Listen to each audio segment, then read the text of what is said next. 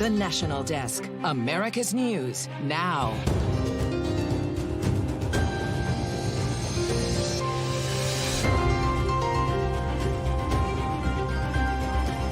Historic storm we are tracking now. Deadly Hurricane Beryl. After ripping through the Caribbean, where is it going and how it could affect your 4th of July plans? Fresh off a perceived win from the Supreme Court, Donald Trump pushes the extent of potential immunity, what it means for his criminal conviction. We understand the concerns. We get it. The president did not have a great night. The call to replace President Biden on the top of the ticket grows stronger. What will Democrats do now that a member of Congress of their own party wants a new nominee? This is the National Desk, America's News Now. Thanks for joining us. I'm Didi Gatton, and we are watching the historic Hurricane Beryl as it bears down on the island of Jamaica. At least 3 people have died from the storm already. It could make landfall again tomorrow night as a Category 3 storm. It would be the strongest hurricane and only the second major storm to hit the island nation in 36 years. Beryl's winds and rain could start over Jamaica as early as tomorrow morning, bringing 8 inches of rain throughout the day, with as much as 12 inches in some areas, triggering flash floods in vulnerable locations. The second storm of the season strengthened to a Category 5 hurricane last night, becoming the earliest Cat 5 storm in the Atlantic on record. Beryl is also only the second Cat 5 in the month of July in the past 20 years. Beryl will continue to move west towards the Yucatan Peninsula, possibly hitting Mexico still as a lower-level hurricane on Friday. Beryl will then downgrade to a tropical storm over the weekend as it moves into the Gulf. While it is not predicted to cross over the United States officially, winds, rains, and storm surge could impact parts of South Texas on Sunday. Right now, a line of severe thunderstorms, they are crossing the Central Plains from Topeka, Kansas to Milwaukee, Wisconsin. Roughly 12 million people are in the path of these storms that can bring damaging winds, large hail, and possibly dangerous tornadoes. We will continue to follow these storms all night right here at the live desk. Meantime, more than 90 million people are under heat alerts today. 8 states have excessive heat warnings in effect, with triple-digit heat in much of California as well as the southern Gulf states. President Joe Biden unveiled new proposals to combat excessive heat in the workplace, marking the first federal standards ever set for heat. Under the new rules, employers would be required to identify heat hazards, develop emergency plans for heat illness, and train employees how to recognize the signs of heat illness. Companies would also have to establish rest breaks, shade, and water access. Biden says the measures are necessary as the planet continues to warm. Ignoring climate change is deadly and dangerous and irresponsible. These climate-fueled extreme weather events don't just affect people's lives, they also cost money, they hurt the economy, and they have a significant negative psychological effect on people. Heat protection laws tend to face steady opposition from chambers of commerce and other business associations. They argue blanket mandates are too difficult to implement. Donald Trump's July 11th sentencing has been postponed until September 18th, 2 months after Trump is formally nominated to be the Republican presidential nominee. Manhattan prosecutors said they did not oppose Trump's request to push sentencing after yesterday's Supreme Court immunity decision. Immediately following the ruling, Trump's attorneys filed a motion to overturn his guilty verdict. Judge Merchan said he will rule on how to proceed by September 6th. Former Trump attorney Rudy Giuliani has been disbarred from New York for making demonstrably false and misleading statements regarding the results of the 2020 general election. Giuliani rose to prominence in the 80s, working in the Southern District of New York attorneys' offices. His role in taking down members of New York City mafia families helped him become mayor of New York City.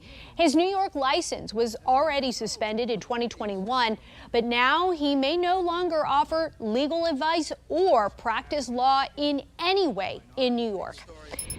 Development of New Jersey's first offshore wind farm can move forward now that the Interior Department approved the plan. The project would be built between Atlantic City and Long Beach Island and would generate enough electricity for 1 million homes. Its construction and operations plans still need federal approval. The project also still needs 2 state-level permits. Continuing coverage, officials at the International Monetary Fund are renewing calls for the United States and other major economies to take immediate steps to address the rising level of global public debt, which now tops $91 trillion. The National Desk, Atra El-Nashar, has a closer look at the issue. Now is the time, the IMF says, for nations to get their government debt under control. A cumulative $91 trillion in public debt worldwide threatens to destabilize developing countries. In Kenya, unrest stemming from a finance bill that would raise the cost of living as the government faces immense pressure to pay down its $80 billion debt burden. In major economies, debt is forcing governments to face some tough decisions. Just last year in France, pension reform sparked mass protests as the government raised the retirement age from 62 to 64. Here in the U.S., with the biggest economy in the world, the national debt stands at $34.8 trillion, the most of any country. But in proportion to GDP, U.S. debt is the 5th highest in the world, according to the latest IMF figures. The IMF continues to urge the U.S. to seize on this moment of growth and low unemployment to address its debt. It is in good times where you can do more to prepare yourself for risks in the future. You know the saying, you can take a horse to water, you cannot force the horse to drink. But doing so would require tough choices, like trimming retirement benefits, raising taxes, cutting spending, perhaps a combination of all three. And in an election year, candidates for Congress and the White House are largely reluctant to put their name on such a plan. We were ready to start paying down debt. We were going to have something that nobody else has had. We got hit with COVID. He had the largest national debt of any president in a 4-year period. Now, President Biden is calling for higher taxes for corporations and the wealthy, while former President Trump wants to keep corporate taxes low, claiming it will spur growth to pay down the debt. People paying attention now more than ever. The debt grows each day, Atra. What do we know about how much it's rising right now? Yeah, the Treasury tracks literally debt to the penny. It's all public. And according to the nonpartisan Congressional Budget Office, this year alone, the government is on track to spend $1.9 trillion more than it will take in revenue. Live from Washington, D.C., Atra El-Nashar, thank you. One of the largest and oldest migrant shelters in Texas, the Annunciation House in El Paso, will remain open. This as a Texas judge sharply rebuked Texas Attorney General Ken Paxton's lawsuit to close the facility. Judge Francisco Dominguez called Paxton's efforts harassment and overreaching, writing Paxton didn't even identify which laws the Annunciation House were supposedly breaking. Paxton claimed the site was facilitating illegal migration and trafficking by giving aid to migrants and can still appeal the ruling.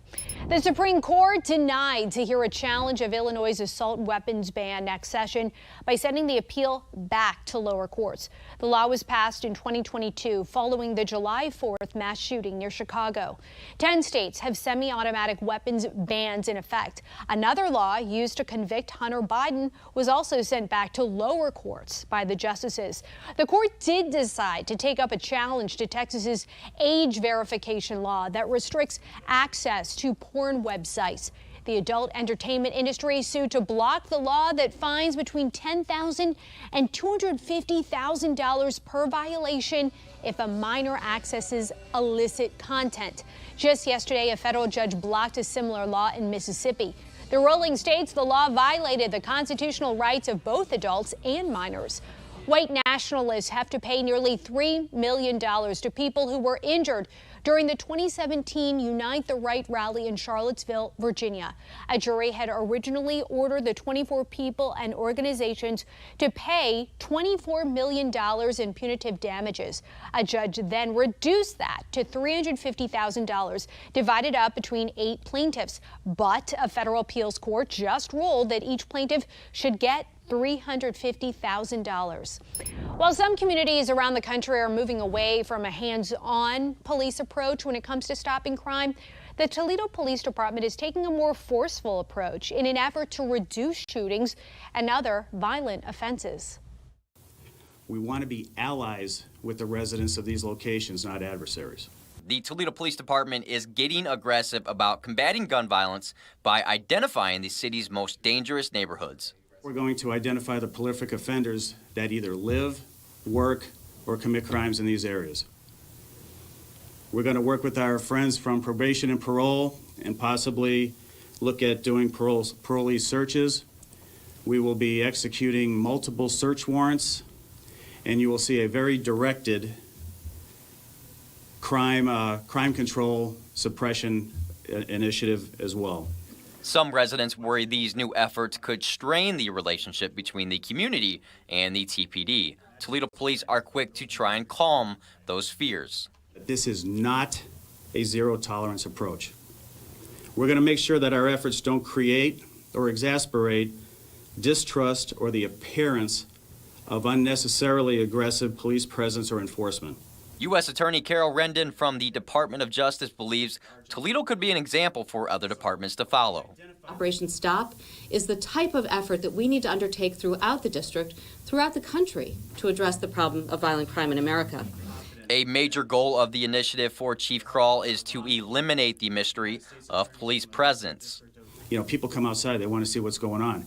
A lot of that mystique, if you will, we're going to get rid of that and say, this is why we were here. They were selling heroin. They had stolen guns, whatever the case may be.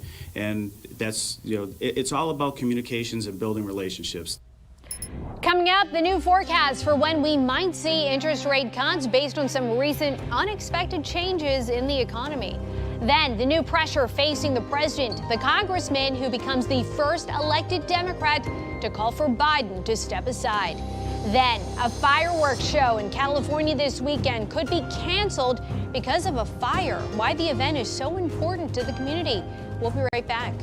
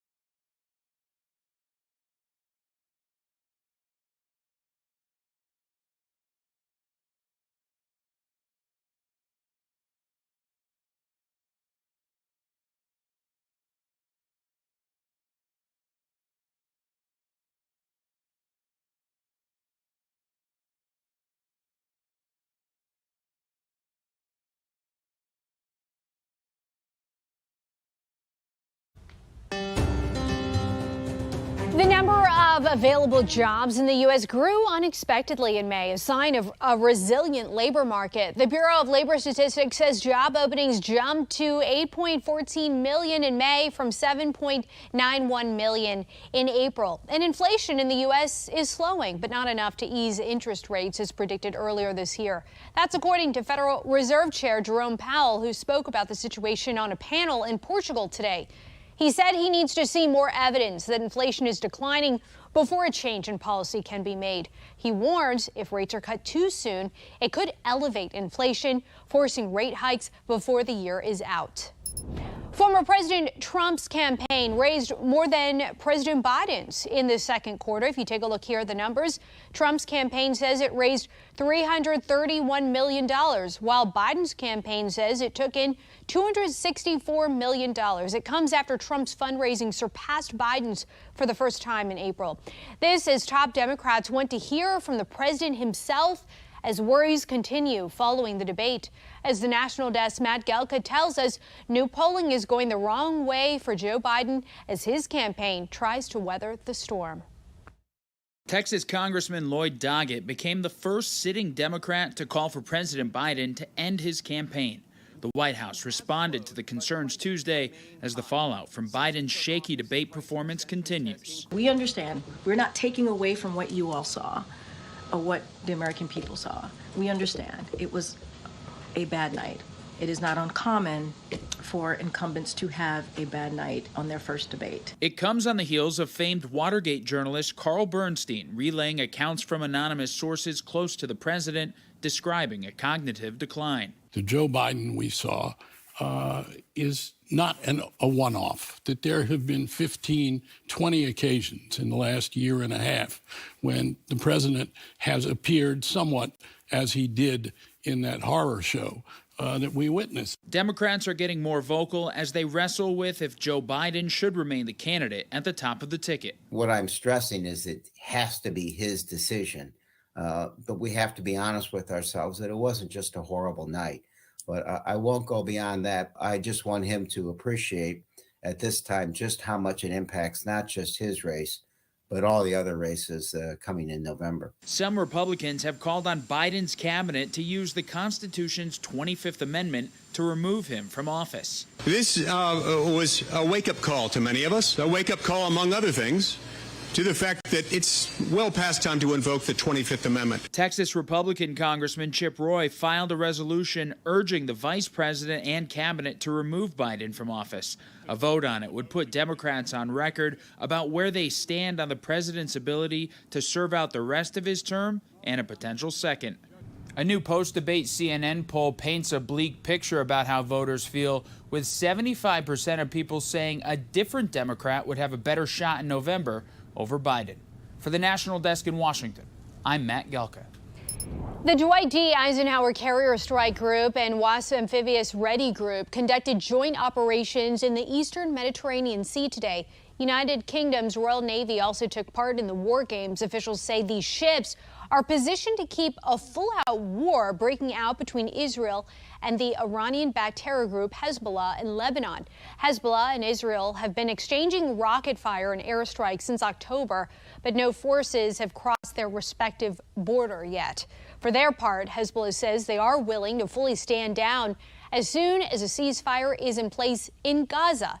In an interview with the Associated Press, Hezbollah's deputy leader says they would stop attacks on Israel without any discussion if there is a ceasefire. But he said he's not sure how the group would react if Israel were only to scale down its military operation. Secretary of State Antony Blinken is on record saying Hamas is the party holding up a ceasefire agreement.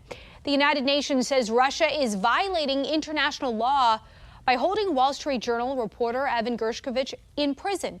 Gershkovich is currently standing trial on espionage charges after being arrested more than a year ago while he was on a reporting trip. The UN's human rights expert panel says Russia made unsubstantiated accusations against Gershkovich and he should be released immediately. The U.S. government considers Gershkovich wrongfully detained and does not believe his trial in Russia will be fair. The U.S. Postal Service will increase the cost of stamps this month. First-class Forever stamps will now cost 73 cents instead of 68 cents, starting on the 14th. Prices for all services at the post office are expected to rise more than 7.5%. The hikes are a part of the USPS Delivering for America 10-year plan to financially stabilize the Postal Service. Doctors now have another option to treat patients with Alzheimer's disease. Today, the FDA approved Eli Lilly's Kisunla for mild or early dementia cases caused by Alzheimer's. The drug appears to delay cognitive decline for about 7 months, but can have dangerous side effects like brain swelling.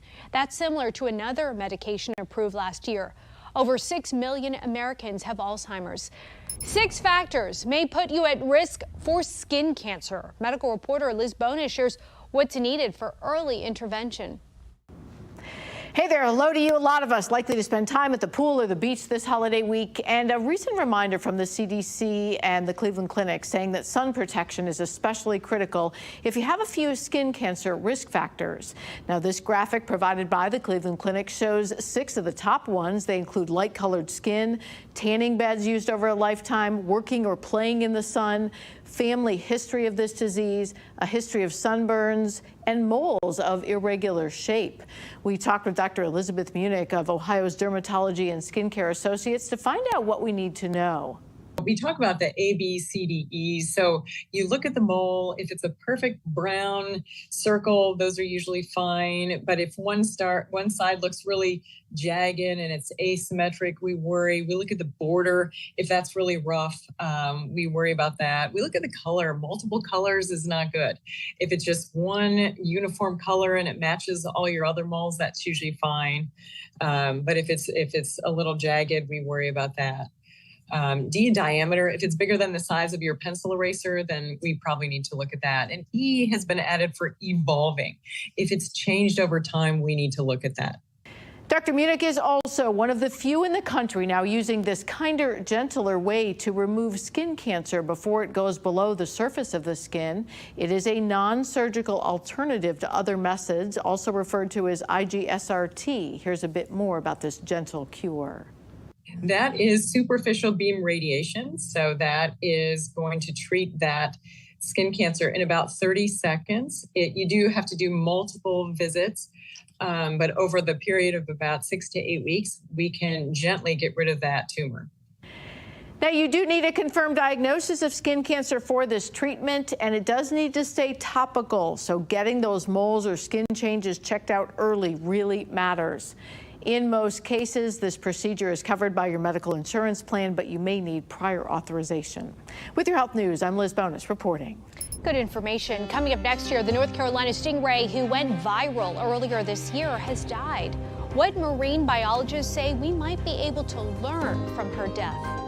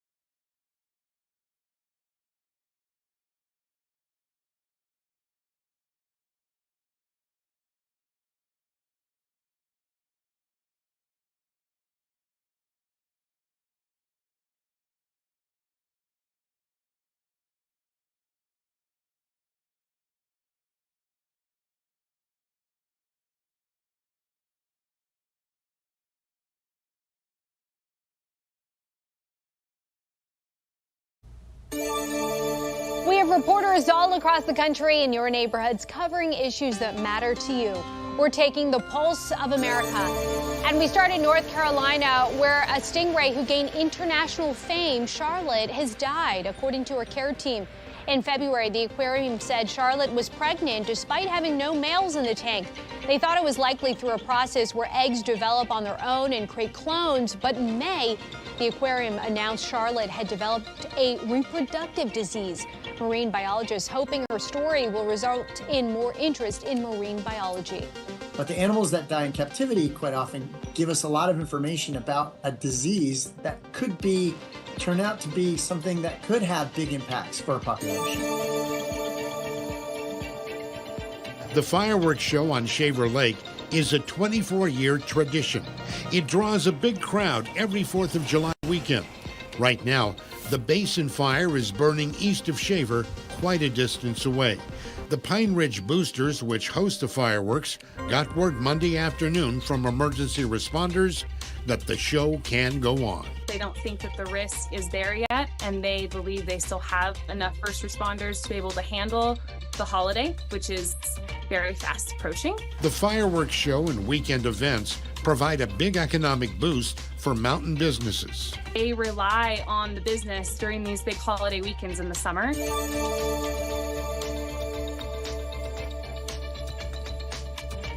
This team in the Central Susquehanna Soccer Club has been together as a nucleus for almost 7 years. Over that time, the Phoenix have developed into one of the top soccer teams in the country for their age group.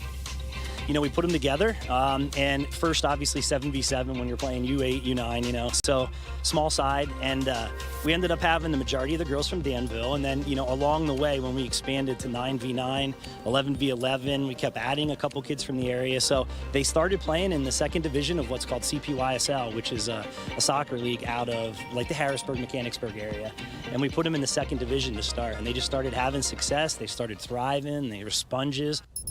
Coming up, several dolphins have died in a mass stranding near Cape Cod. Why the area is such a hot spot for this type of accident.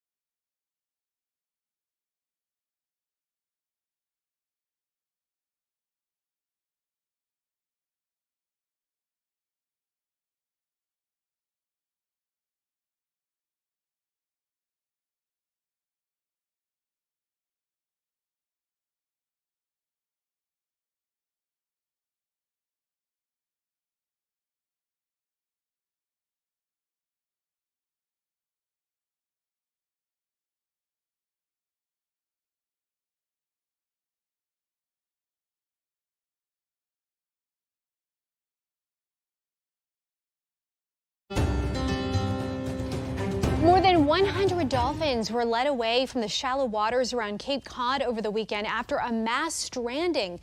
The International Fund for Animal Welfare says around 13 dolphins died and one was euthanized. The group's director says this was the organization's largest mass stranding on the Cape during its 26 years there. The largest mass stranding our team has ever responded to. Most of the animals made it out, but there are a couple groups of animals that have still been close to shore. Rescuers say there is no set reason why the dolphins became stranded. Cape Cod is known as a global stranding hotspot due to the bend of its shores and tide changes. And that's going to do it for us for this edition of the National Desk. I'm Dee Dee Gatton. Thanks for watching. We'll see you tonight at 10.